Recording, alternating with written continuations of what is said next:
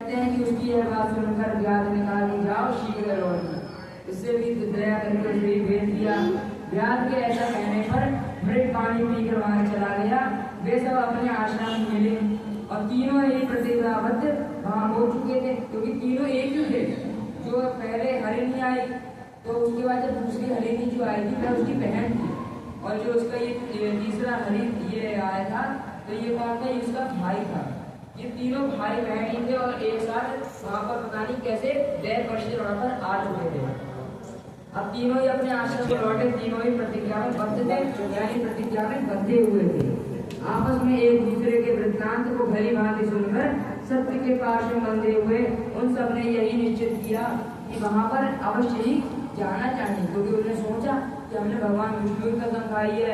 कोई बोला कि मुझे ऐसा पाप लगेगा, इससे बढ़िया है कि मैं उन लोगों के लिए मरकर अपना जीवन अच्छा बना लूं। अगर मुझे ये सब पाप मिलेंगे तो अगले जन्म में कुछ बुराई करना पड़ेगा। अगर मैं इन लोगों को अपना शरीर दे देता हूँ और मुझे अगर आगे इनकी तृप्ति हो जाती है तो मुझे जो पुण्य मिलेगा क्या पता उससे मैं अगले जन्म में मनुष्य का शरीर धारण करूँ, जिससे मुझे सद्बुद्धि प्राप्त हो जाए। तो यही निश्चय किया कि अवश्य हमें वहां पर जाना चाहिए। इस निश्चय के बाद वहां बालकों को आश्वासन देकर वे सब के सब जाने के लिए उत्सुक हो गए, यानी अपने बच्चों को सहमति दे दी कि तुम लोग यहाँ पर आराम से रहना। जो मालिक जी है, जो तुम्हारे हमारी हैं, तो वह तुम्हारी रक्षा करेंगे, तुम्हें हमेशा बड़ा करेंगे धीरे धीरे, जैसे उन लोगों ने तुम्हें बड़ा किया। परंतु तुम उनके साथ कभी शैतानी मत करना, आज से हम लोग तुम्हें नहीं मिलेंगे।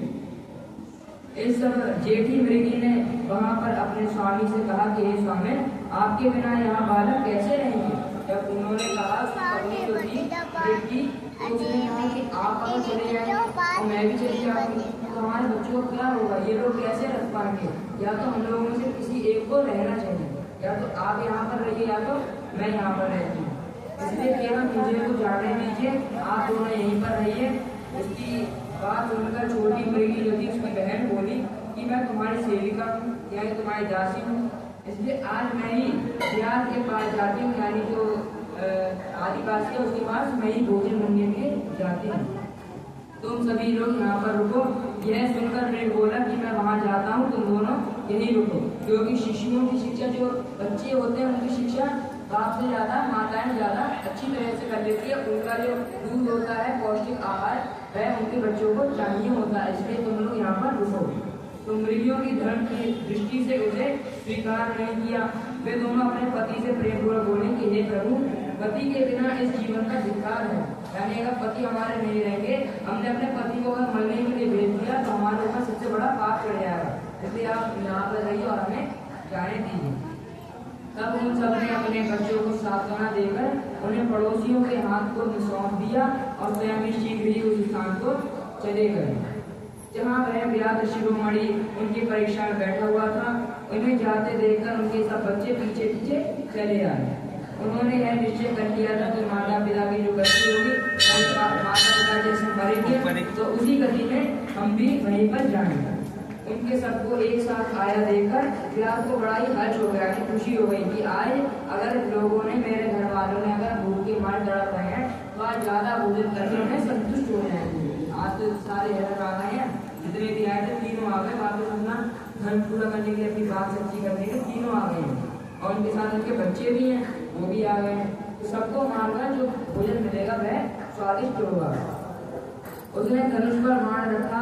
उस समय पुनः जल और बिल्वपत्र शिव जी के ऊपर गिर गया। 14 महल चालू हो गया था और 14 महल में उसके ऊपर तीनों हो गए। अब 4 महल होते, चारों में भगवान शिव के ऊपर जल और जो वो था बेलपत्र, चारों भी गिर पड़े। और उसने शिव की जो 14 महल की पूजा थी वह भी संपन्न हो गई। उस समय बिहार का सारा पाप तत्काल भस्म हो गया, थोड़ा थोड़ा पाप जितना था सब भस्म हो रहा था, परंतु 4थे पहर का भी जब हो गया तो जितना भी पाप था सैकड़ों वर्षों का सब का सब भस्म हो गया। इतने में ही दोनों मृगियां और मृग बोल उठे कि हे विराट शिरोमणि, शीघ्र कृपा करके हमारे शरीर को सार्थक करो, यानी जल्दी से हमें मार दो ताकि हमारा जो ये शरीर है जल्दी से चला जाए और किसी अच्छे काम में पुण्य में लग जाए। उसकी यह बात सुनकर विराट को बड़ा ही विस्मय हुआ। शिव पूजा के प्रभाव से उसको दुर्लभ ज्ञान प्राप्त हो गया था, यानी जो किसी को प्राप्त नहीं होता जितनी आसानी से, उसे दुर्लभ दुर्लभ चीज यानी जो किसी के पास ना हो, बहुत कम लोगों को मिलती हो, उसे दुर्लभ कहा जाता है। तो ऐसी बुद्धि उसे प्राप्त हो गई, ऐसा ज्ञान उसे प्राप्त हो गया जो किसी को ज्यादा नहीं मिलता था। भगवान शिव की कृपा से उसे बहुत ही दुर्लभ ज्ञान प्राप्त हो गया। उसने सोचा कि ये मृग जो है यानी जो हिरण है, अगर ज्ञानहीन पशु होने पर भी धन्य है, यानी अगर इनमें ज्ञान नहीं है फिर भी ये लोग जो है अपने पुण्य को बढ़ाने के लिए अपना भोजन, अपना शरीर को त्याग दे रहे हैं, तो सर्वथा आदरणीय है, क्योंकि अपने शरीर से ही परोपकार में लगे हुए हैं। मैं मनुष्य होकर भी इतना बढ़िया पुण्य नहीं कर पा रहा हूँ, ये लोग जानवर होकर जो है इतना बढ़िया पुण्य कर रहे हैं। मैंने इस समय मनुष्य जन्म पाकर भी किस पुरुषार्थ का साधन किया, यानी कौन सा अच्छा कर्म किया है, दूसरे के शरीर को पीड़ा देकर अपने शरीर को पोसा है, यानी दूसरों को मारकर उनको चोट पहुंचाकर अपना पेट बढ़ाया है। प्रतिदिन अनेक प्रकार के पाप करके अपने जो कुटुंब है, अपने परिवार है, उनका पालन किया है। हाय ऐसे पाप करके मेरी क्या गति होगी, यानी मुझे पता है कि मैं नरक में जाना होगा अथवा मैं किस गति को प्राप्त होऊंगा। मैंने जन्म से लेकर अब तक जो भी पाप किया है, यानी जो भी पाप किए हैं, इसका अवश्य ही मुझे स्मरण हो रहा है। मेरे जीवन को धिक्कार है और धिक्कार है। इस प्रकार ज्ञान संपन्न होकर व्याध ने, यानी जो आदिवासी था, उसने इस प्रकार मान रोक लिया और कहा कि हे श्रेष्ठ प्रभु, तुम जाओ, तुम्हारा जीवन धन्य है। व्याध के ऐसा कहने पर भगवान शंकर तत्काल प्रसन्न हो गए। व्याध में जब सदबुद्धि आ गई तब उसने जब उन लोगों को छोड़ दिया, मृग और जितने होते उनकी पत्नियां, उन्हें एकदम से छोड़ दिया कि तुम लोग जाओ, अपने घर को जाओ। भगवान शंकर इस बात को सुनकर तुरंत उस पर प्रसन्न हो गए और उसके सामने ही अपना दर्शन, जो अपना स्वरूप है सर्वभूत वाला, उसके सामने प्रकट कर दिया और उसे दर्शन दे दिया। और प्रेम पूर्वक उससे कहा कि हे भीम, मैं तुम्हारे व्रत से प्रसन्न हुआ हूँ, जो तुमने व्रत किया है। और उसने सोचा मैंने कौन सा व्रत कर दिया अच्छी गलती। उन्होंने कहा जो तुमने व्रत किया उससे मैं बहुत ही ज्यादा प्रसन्न हुआ हूँ। अब भीड़ मन मन में सोच रहा है मैंने तो कोई व्रत नहीं किया, तो कौन से व्रत की बात कर रहे हैं। तब वर मांगो व्यास, भगवान शिव के ऊपर उस रूप को देखकर तत्काल जीवन मुक्त हो गया और मैंने सब कुछ पा लिया, जो कहता हुआ उसके चरणों में आगे गिर पड़ा। उसके इस भाव को देखकर भगवान शिव मन ही मन बड़े प्रसन्न हो गए और उसे गुरु नाम देकर कृपा दृष्टि देते हुए उसे दिव्य वर दे दिया। शिव जी बोले कि हे व्यास सुनो, आज से तुम श्रृंगवेरपुर में उत्तम राजधानी का आश्रय लेकर दिव्य भोगों का उपभोग करोगे, यानी तुम्हारे पास एक राजा बन जाओगे तुम और तुम्हारे पास खूब बड़ा साम्राज्य आ जाएगा। अब जब साम्राज्य आ जाएगा तुम उसके राजा बन जाओगे, तब तुम आराम से सुख भोगोगे, क्योंकि तुमने बहुत ही दया करके तुमने अपने बच्चों का पेट पालने की बजाय उनको भूखा रखने की ज्यादा सोची, परंतु जिनने कसम खाली मेरे भगवान की, मेरे प्रभु भगवान विष्णु की, तो उनकी अगर तुमने कसम जो उन्होंने खाई थी, तुमने उनकी कृपा करके उनको यहाँ से भेज दिया और लौटकर तुम्हारे पास आए, तो तुमने उन्हें माफ कर दिया है। तो इस बात से बहुत ज्यादा तुम पर प्रसन्न हुआ हूँ। हे व्यास, मेरे भक्तों पर स्नेह रखने वाले भगवान श्री राम एक दिन निश्चय ही तुम्हारे घर पर पधारेंगे। अब भगवान शंकर जो है वह हमेशा भगवान श्री राम को ज्यादा क्यों मानते हैं? भगवान विष्णु से ज्यादा भगवान शंकर जो है भगवान श्री राम को मानते हैं, जबकि भगवान विष्णु में जो अवतार है श्री राम। परंतु बात क्या है? बात यह है, एक आदर्श की बात होती है। भगवान विष्णु जो है उनके तो कोई गुरु नहीं है, उनके तो कोई गुरु नहीं है, परंतु श्री राम जो है उनके तो गुरु है, वाल्मीकि जी हैं, वशिष्ठ जी हैं। तो भगवान श्री इस बात पर प्रसन्न होते हैं भगवान श्री राम की जो मर्यादा पुरुषोत्तम श्री राम जी हैं, हमेशा जब अपने गुरु जब वाल्मीकि जो थे अपने श्री राम को और लक्ष्मण जी को जब असुरों को मारने के लिए ले गए थे दंडक वन की तरफ, तब क्या हुआ कि हर दिन वह लोग उनके पैर दबाते थे, यानी वह ऋषि हैं, प्रसिद्ध ऋषि हैं, उन्होंने बहुत सारी भगवान की तपस्या करी, इसलिए भगवान सब प्रसन्न होकर उनके चरण दबा रहे हैं। भगवान स्वयं आकर उनके चरण दबा रहे हैं, इसलिए उनकी मुक्ति भी होगी। तो भगवान जब उनके चरण दबाते थे तो ये नहीं कि ये सोच रहे हैं कि हम जल्दी से हमें भगवान गुरु जी हमें छुट्टी दे दें, हम जल्दी से अपने घर जाए सोए आराम से जाके, पर ऐसा नहीं। भगवान श्री राम जो है उनके मन में कहीं भी वो नहीं आता, वह पैर दबाते ही रहते थे जब तक उनके जो गुरु है तब जब तक ये ना कह दें कि बेटा जाओ तो तुम्हें नहीं जाते हैं। और वह भी सबसे बड़ी बात ये थी कि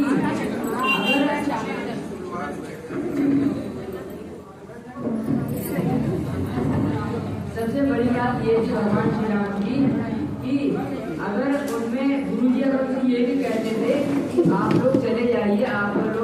कर लीजिए, विश्राम कर लीजिए, बहुत सारा समय बीत गया है। तब भी भगवान की एक बात भी नहीं सुनते थे, गुरु जी अपने पैर दबाते रहते थे।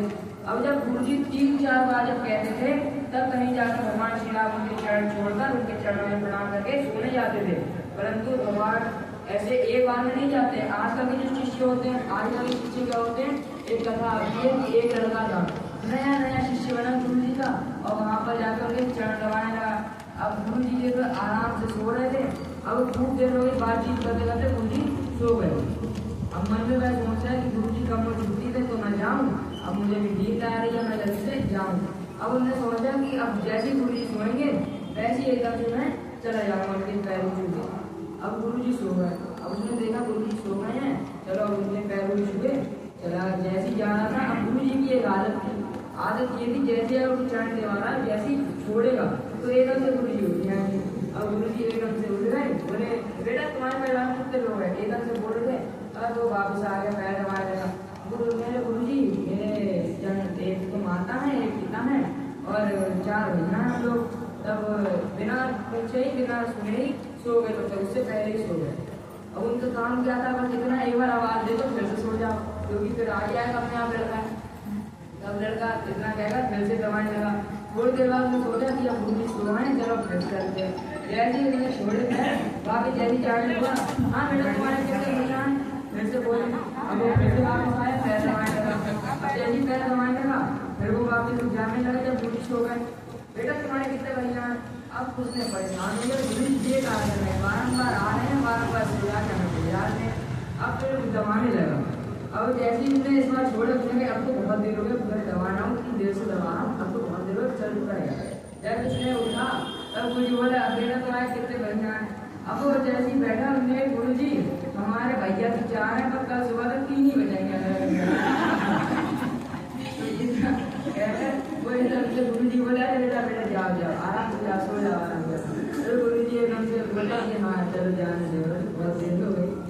तो ऐसे ऐसे शिष्य पर जो, परंतु जो भगवान श्री राम थे वो तो ऐसा नहीं होते थे। गुरु जी अगर एक बार कह भी रहे हैं कि बेटा तुम जाओ आराम से जाओ, सो जाओ, तब भी भगवान श्री राम मान ही रहे हैं। और तीसरी बार जब कह रहे हैं तब भी नहीं माने, तीसरी बार कहें तब भी नहीं माने, चौथी बार पर जाके फिर जाते थे आराम से पैर दबा के उनकी चले जाते थे। परंतु भगवान लक्ष्मण भी वहाँ पर पैर दबा रहे होते थे। अब भगवान श्री राम सो रहे हैं, गुरु जी सो रहे हैं, तो ऐसा तो है नहीं भगवान श्री राम के वो पैर नहीं दबाएंगे, उनके बड़े भाई हैं, बड़े भाई के अगर पैर दबा रहे हैं तो वह भी यही कर रहे हैं कि अगर गुरु जी ने जैसे कही थी कि 3-4 बार पैर दबा के अगर हम रहे हैं, तो भगवान श्री राम को मैं 3-4 बार हम मुझसे भगवान श्री राम कहेंगे तब कहीं जाके मैं जाऊँगा, वरना नहीं जाऊँगा। तो ऐसे ऐसे हैं। परंतु कुछ लड़के जो होते हैं वो चालाक भी होते हैं। गुरु जी जो आजकल के हैं वही सोचते चलो दबा दे रहा और लड़का नया है, जवान है, ज़्यादा से दर्द कम होगा। परंतु चेले ही होते हैं जैसे बहुत शैतान होते हैं। ऐसे एक जो गुरु जी थे वो वहाँ पर उनका नया नया चेला बना, उसी दिन आया तो उसी दिन उसके आश्रम पर ही रह लगा। उसके माता पिता थे नहीं। अब बड़ा कामचोर इंसान था, बहुत ही कामचोर। तो क्या हुआ, जब कामचोर था तो गुरु जी ने दीक्षा उक्षा दी, अपना चेला मान लिया। तो वह बैठ गया अपने आसन पर, गुरु जी अपने आसन पर बैठ गए। तब उससे बोले कि बेटा तेरा बारिश हो रही है, तुम ऐसा करो बाहर गाय बंधी है, उसे यहाँ पर खोल दो, उसे मतलब बंधन से मुक्त कर दो, ताकि वह अपने छाई में जाकर बैठ जाए, उसे धीप में मतलब बरसात में कुछ हो जाए। तो इस चक्कर में उसने पता है काम छोड़ना है, इसलिए उसने दिमाग लगाया। उसने कहा अरे गुरु जी मैं कौन होता हूँ किसी को बंधन से मुक्त करने वाला, संसार बंधन से मुक्त करने वाला, तो आप महापुरुष जैसे हैं, आप कर दीजिए। तब उसने कहा बड़ी बुद्धि लगाना है। तब तो समझ गए कि ये चेहरा नहीं मिला, कि कम से कम गुरु मिला हमें। तो भागते हुए गए, उसने पूरी गोली अपनी गाय जाकर बैठ गए। फिर उसके बाद थोड़ी देर बाद जब उन्होंने गाय बांध के आसन पर बैठ गए, पुस्तक पढ़ रहे थे अपनी। पुस्तक पढ़ते पढ़ते उन्होंने कहा बेटा जरा देखना, जरा बारिश बंद हुई, बाहर जाके देखना। अब वो वहाँ उसने वाला उसने कही गुरु जी के आगे पड़ोस में बिल्ली बैठी है, आप छू के देखो, अभी ये बाहर से ही आई है, अगर नीली होगी तो समझ लो बारिश चल रही है, और अगर नहीं होगी तो समझ लो बारिश बंद होगी। अब उसने हमने सोनी मतलब ये तो बहुत बड़ा ला दिया। फिर उसके बाद हमने थोड़ी रात हुई, रात को जब भाई लोग सोने गए, सोते समय उन्होंने क्या किया, उन्हें गुरु जी ने कही बेटा जरा दिया बुझा दो। उन्होंने कही गुरु जी दिया नहीं बुझाना चाहिए, वरना अंधकार फैल जाएगा और हमें फिर प्रकाश में रहना चाहिए। आप अपनी आंखें बंद कीजिए, आपको अंधकार आ जाएगा, आप आराम से सो जाएंगे। बिल्कुल उठने का नाम नहीं, पूरी अपने सो गए, कुछ पहली चीज सारे। अगले दिन जैसे उठा तो उनने नहा धोके कोई इंसान आया, तो सेठ आया, 1 किलो लड्डू लेकर आया और प्रसाद के लिए मैं दे दी कि आप प्रसाद लगा देना, भोग लगा देना और सब में बांट देना। अब गुरु जी ने प्रसाद लगाया, भोग लगाया, कही बेटा तुम खाओगे प्रसाद लोगे? उन्होंने कहा गुरु जी मैंने आपको 3 बार लगा मानी, अब चौथी ना मतलब 2 बार हो गया। सीधा एकदम से लड्डू दिया, खाना शुरू हो गया सारे के सारे। तो 3 मारते मतलब नहीं मारता, तो चौथी जो खाने की बात है तुरंत भागते हुए आ रहा, सीधा लड्डू ले लिया। तो ऐसे ऐसे चेले हैं तो गुरु से ज्यादा नाराज हो जाते हैं। तो जो श्री राम जी थे इसलिए भगवान को ज्यादा प्रसन्न रहते थे। भगवान शिव उनकी जो दयालुता थी और जो उनकी मर्यादा थी उस पर हमेशा प्रसन्न रहते थे। तो कहते हैं कि भगवान शंकर कह रहे हैं कि तुम मेरी सेवा में मन लगाकर दुर्लभ मोक्ष को प्राप्त हो जाओगे। यानी अगर तुम मेरे कथा में और जो मेरा जितना भक्ति है उसमें पूजा करोगे तो हमेशा ही समझो तुम्हारे साथ उपकार ही होगा, तुम्हें कभी भोजन की कमी नहीं पड़ेगी, मैं तुम्हें अपनी तरफ से भोजन दिया करूँगा। इसी समय वे सब मृग भगवान शंकर का दर्शन और प्रणाम करके मृग योनि से मुक्त हो गए और तथा दिव्य देहधारी होकर विमान पर बैठकर शिव जी के दर्शन मात्र से श्राप से मुक्त होकर दिव्य धाम को चले गए। और तब अर्बुद पर्वत पर भगवान शिव के व्यादेश्वर नाम से प्रसिद्ध हो गए। यानी क्योंकि उनकी जो शिवलिंग है जो अर्बुद